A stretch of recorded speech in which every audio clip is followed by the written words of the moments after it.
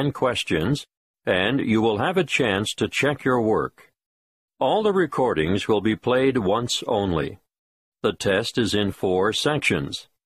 At the end of the test, you will be given 10 minutes to transfer your answers to an answer sheet. Now, turn to Section 1. Section 1. You will hear a conversation between the head librarian and a student who wants to do voluntary work in the children's section of the library. First, you have some time to look at questions 1 to 6.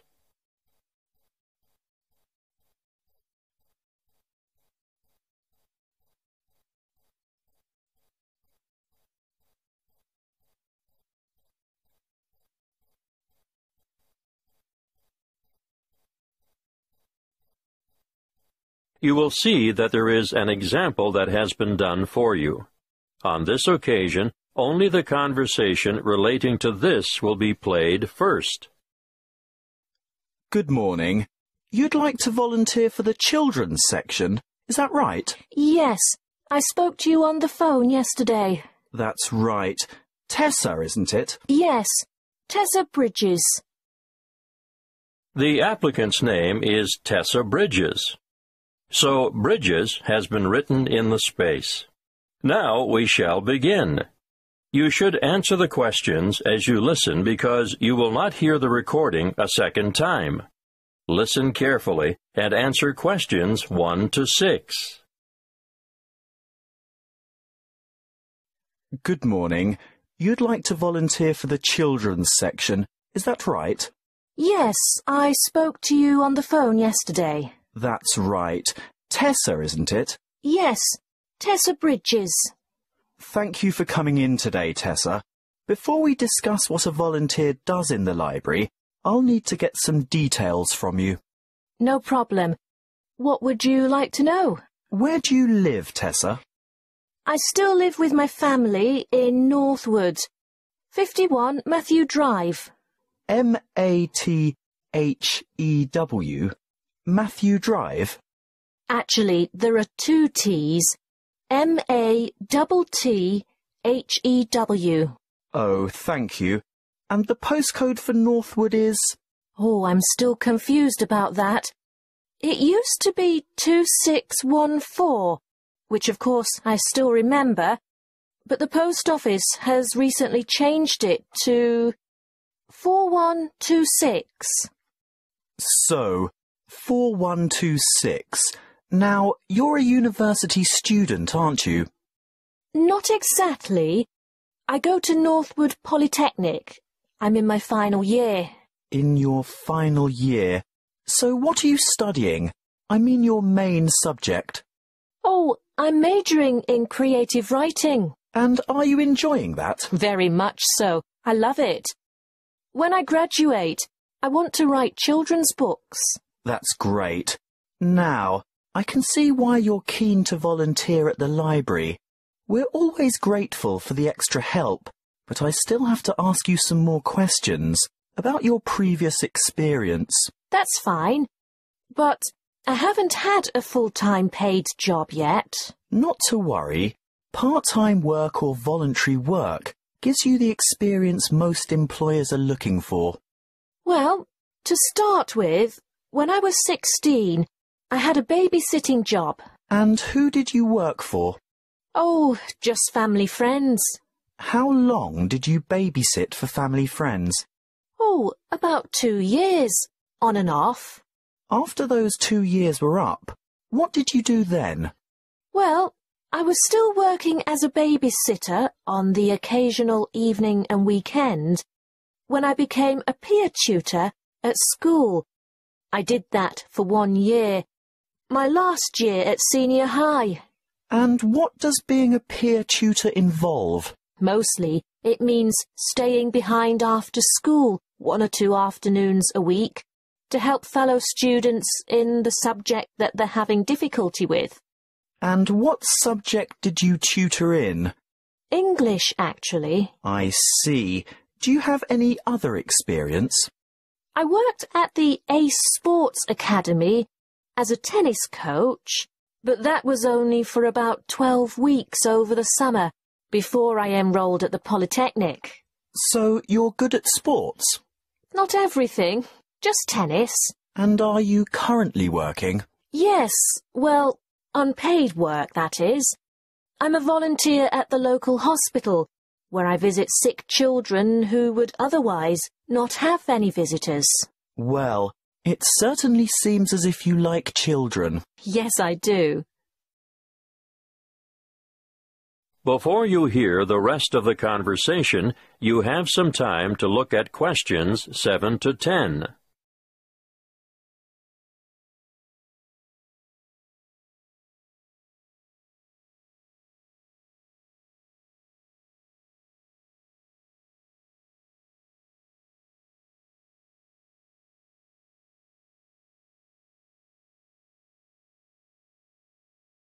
Now, listen and answer questions 7 to 10. Well, Tessa, what I need to know now is what your schedule is like, so that we can fit you into the roster here. Can I assume that you're not able to work Monday to Friday during office hours? Right. I'm very busy with lectures, workshops, and assignments during the week. How about weeknights? Say 5 to 7 in the evening. That's a very busy time in the children's section. Well, I couldn't commit to more than 3 evenings a week, and even then it would depend on my schedule. Yes, I understand. If possible, we could make arrangements a week in advance. Would that help? Yes, that might work. Are weekends okay? Well, Sundays are out. Actually, only every other Sunday, because that's when I'm usually needed at the hospital. But I'm free on Saturday afternoons. All right. We could roster you for the odd weekend then. What about school holidays?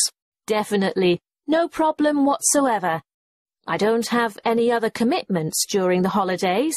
That's good to hear. We have droves of children here in the holidays, as you can imagine. Thank you. Well, Tessa, we'll send you a letter of appointment in the mail, and we look forward to having you join us as a volunteer. Thanks very much. Now, as for your duties... That is the end of Section 1. You now have half a minute to check your answers.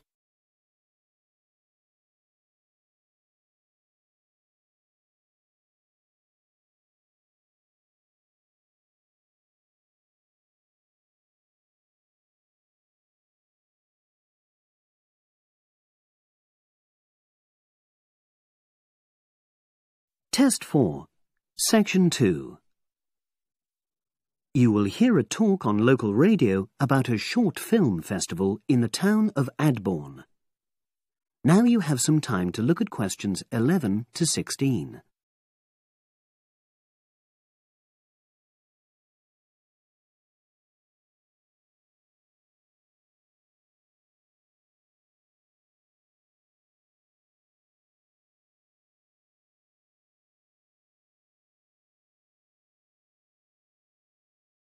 Now listen and answer questions 11 to 16. Today we're pleased to have on the show Fatima Johnson, who is the organiser of the Adbourne Film Festival. Welcome, Fatima. Hello. Can you tell us a bit about the background to the festival and what it brings to the town? Well, the festival was started in 1996 by the then Mayor of Adbourne, Joanne Smith. She wasn't a filmmaker herself. She'd actually been a very energetic tourism development officer for many years. But Adbourne had run a classical music festival, which had been becoming less and less popular in recent years. Joanne was looking around for something to replace it, and to use funds allocated to it to promote something which local people can enjoy. Great. So, tell us about the festival nowadays. Well, it's held in the last 2 weeks of August every year, and short films from all over the world are shown in 3 places, in the theatre and our 2 cinemas. Several films are shown in one performance. and the whole thing lasts about 90 minutes. Tickets are very reasonably priced. Under 12s used to get in for 50p, but now we charge just £1, which is still very good value.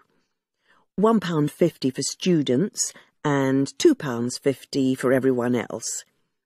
Performances are advertised all round town and also on our website, www.adbournefest.com.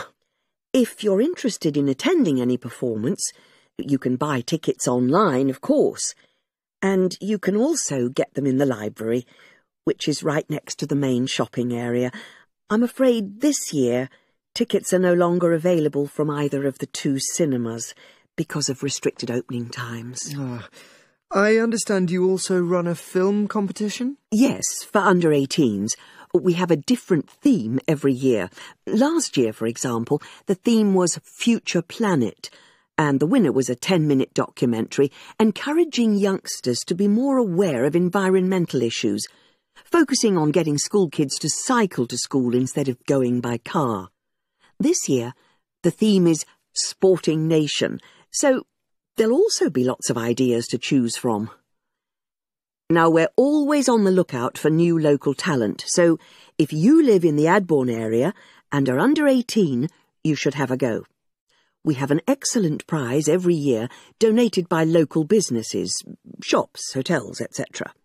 This year, you can win a high-spec movie camera worth over £800. Application forms are on the website, and the deadline for sending in your film to enter the competition is the last day of July. It's May now, so you'll have the whole of June to be working on it. Now you have some time to look at questions 17 to 20.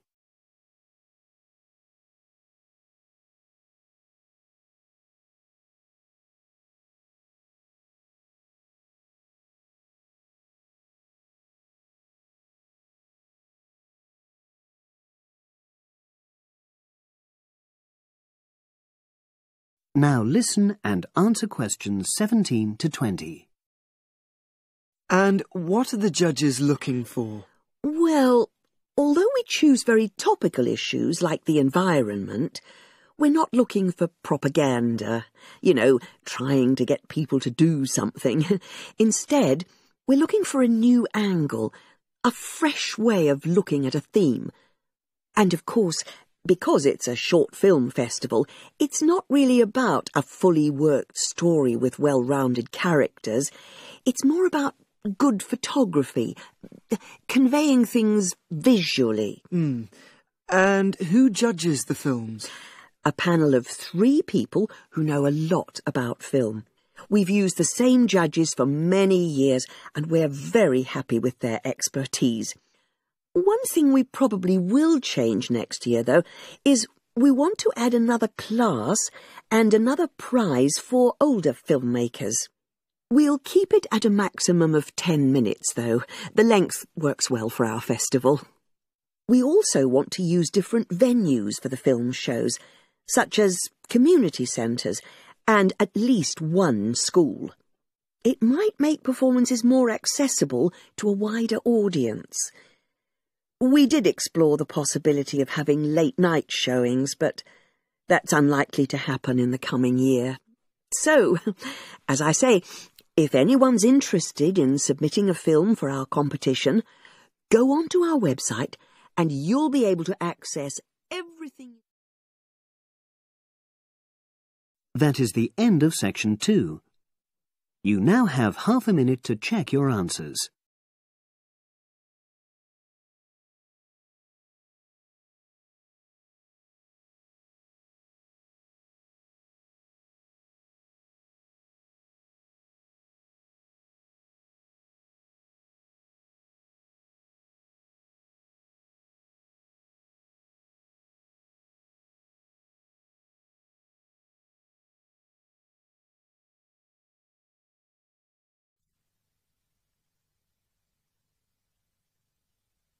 Test 2, Section 3. Maria is a student at university. She has handed the first draft of an essay to her tutor. The tutor has read it and now they are discussing ways the essay can be improved. First, you have some time to look at questions 21 to 25.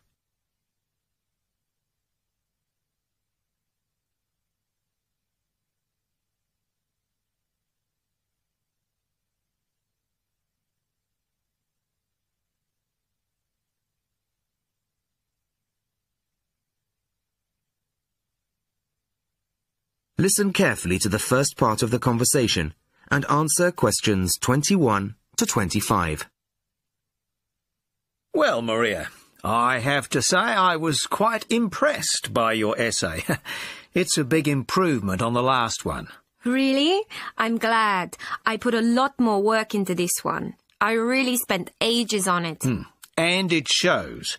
You've addressed most of the problems I pointed out last time. In particular, the style and language are much more appropriate for an academic essay. So that aspect is okay? Absolutely. If you carry on like this, you shouldn't have any significant problems in that department. That's a relief. I've been quite worried about that, although I've been reading a lot of other essays to try to get the right style. Well, I'd say you've been successful. There are just one or two minor things you could look at.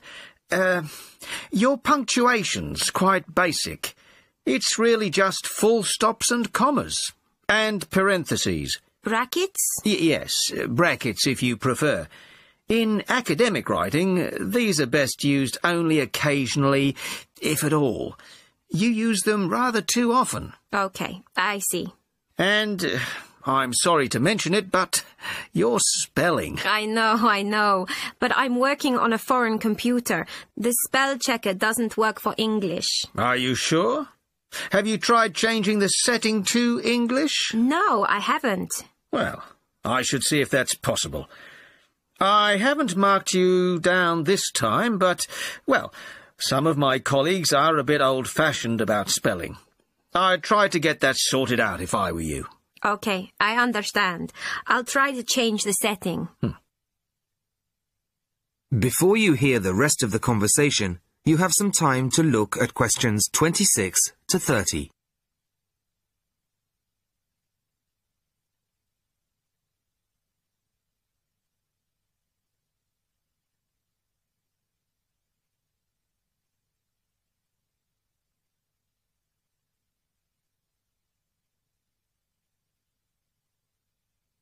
Now listen and answer questions 26 to 30. The only major problem I have with the content of your essay is the introduction. The introduction should, well, introduce the theme of the essay. You've put some of the most important points there. For example, this bit. The statistics about the growth of railways in the 1850s. That really should go in the main body of the essay. And so should this paragraph about changes in patterns of employment. In general, I'd say your introductory section should be no more than half as long as it is at the moment. Okay. And I should move those points forward? Precisely. And going back to the railways, they're one of the most significant factors for change in this period. But apart from those statistics in the introduction, you only briefly mention them. I'd like to see a lot more on that, and the influence the expansion of the railways had on patterns of social and economic behaviour. You mean how with the railways people could travel to find work and could meet people from other areas? Exactly. Then in the midsection, well, it's not a big thing, but this quotation from the Times. You think it's too long? Well, you said it. I couldn't think of a way to shorten it. Do you think it's really necessary? You mean I could just get rid of it? Yes. You've already made the point and backed it up with other evidence. The quotation's redundant, really. Okay. Well, that'll be easy. There were various other minor points, which I've noted in the margins. You can look at those later. But moving forward to the end here, I wasn't quite sure what this meant. The final paragraph? Yes. Are you saying that, on the whole, the changes of the mid-19th century tended to improve the lives of ordinary people or not? It's not very clear. It's not? No, it isn't. I'd add a few lines clarifying your position. Okay. When do you want the final draft? No, the end of term will be fine. But there was just one other thing, the bibliography. Did you really read all these books? No. Just the books you actually consulted will be fine. You don't need to include everything ever published on the subject. Right, okay. Thanks. Bye. Goodbye. That is the end of section 3. You now have half a minute to check your answers.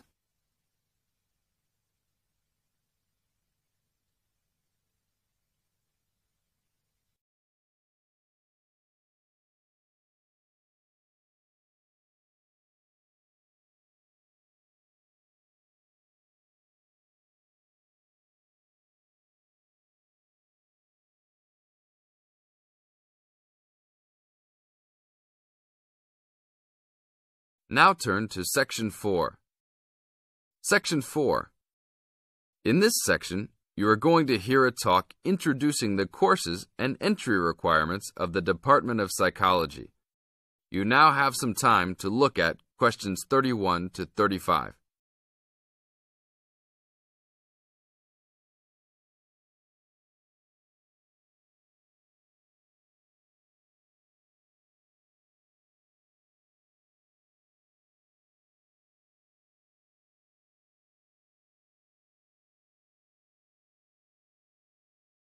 Now listen to the first part of the talk and answer questions 31 to 35. Good morning and welcome to the Department of Psychology's Information Day for new and intending students. I'm the head of the department and today we plan to give you a clear idea of the main courses we offer, their entry requirements, duration, and the types of jobs you might obtain after gaining these qualifications.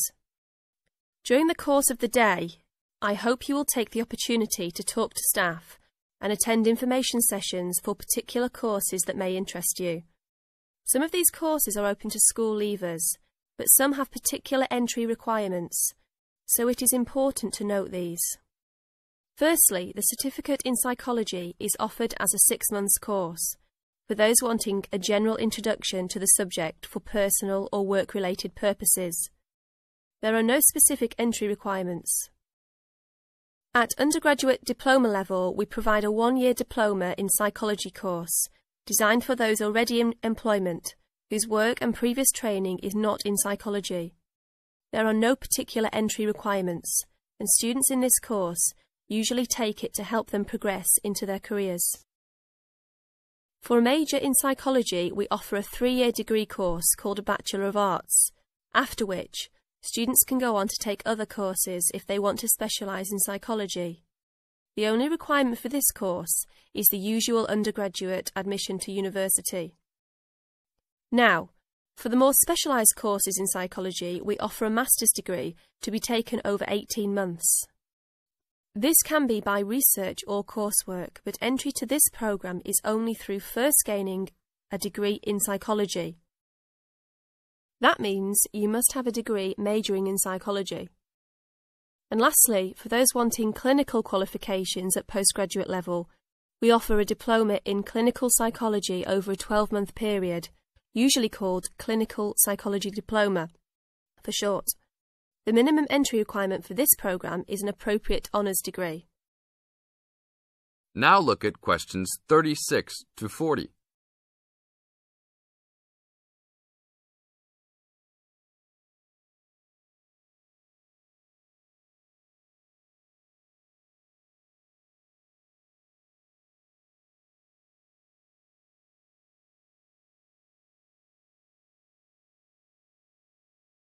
Listen carefully and answer questions 36 to 40.